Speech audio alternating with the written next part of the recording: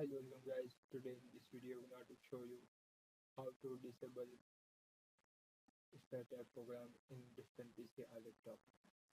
It's very easy. First you click on start and type here task manager.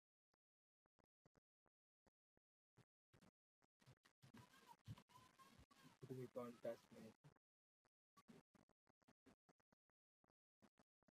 Other way,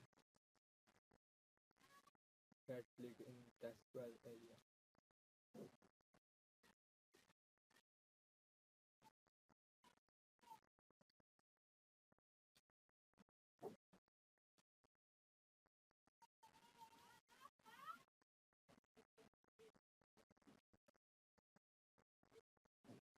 After click on task manager,